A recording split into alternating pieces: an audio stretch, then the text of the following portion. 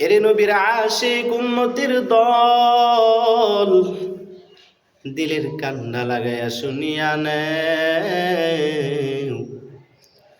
আমার নবীর সাহাবী হযরত বেলাল এমন এক সাহাবী,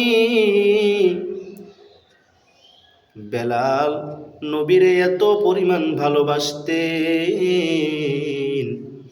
নবীরে ভালোবাসার কারণে বেলাল আমার আল্লাহর কাছে বড় দামি হয়ে গেছে। কেমন দামি হয়েছে? বেলাল দুনিয়াতে হাঁটে, নবী আবার মেরাজে গেছে।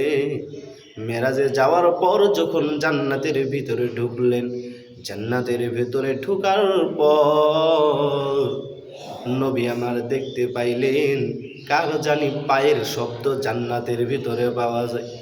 নবী আমার জিব্রাইলকে জিজ্ঞেস করলেন, এ জিব্রাইল, জান্নাতের ভিতরে এই পায়ের শব্দটা কার? জিব্রাইল আলাইহিস সালাম বলেন, ওগো নবী আমার, এই পায়ের শব্দটা হলো আপনার সাহাবী হযরতে বেলালের।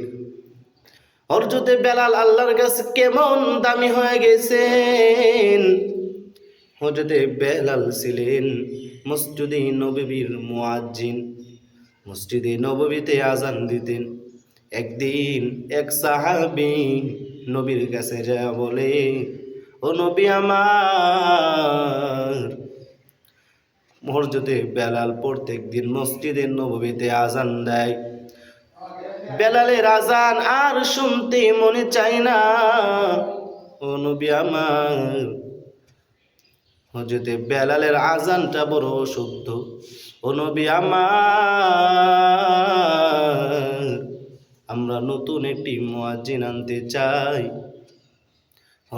আমার নবী ডেকে বলেন, ঠিক আছে যাও, নতুন মুয়াজ্জিনের খবর দাও, আগামীকাল থেকে আজান দেবে। এবার এশারের নামাজ শেষ হয়ে গেল। নবী আমার ডেকে ডেকে বলেন, রে বেলাল,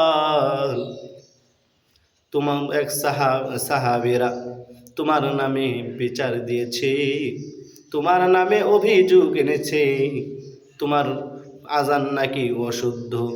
ও বেলাল, কাল থেকে তুমি আজান দিও না, কাল থেকে নতুন মুয়াজ্জিন আজান দিবে। এবার পরের দিন সকালে ফজরের আজান দেয় নতুন মুয়াজ্জিন আসিয়া ফজরের আজান দিল। কি মধুর কণ্ঠ! সকলেই আজান শুনে মসজিদে চলে আসলেন। মসজিদে আসার পর সকলে নামাজের মুসল্লায় দাঁড়ায় গেল। ওই দিক দিয়া অন্ধকার, সূর্য ওঠে না, সূর্য ওঠে না। নবী আমার বড় ভয়। নবী ডেকে বলেন,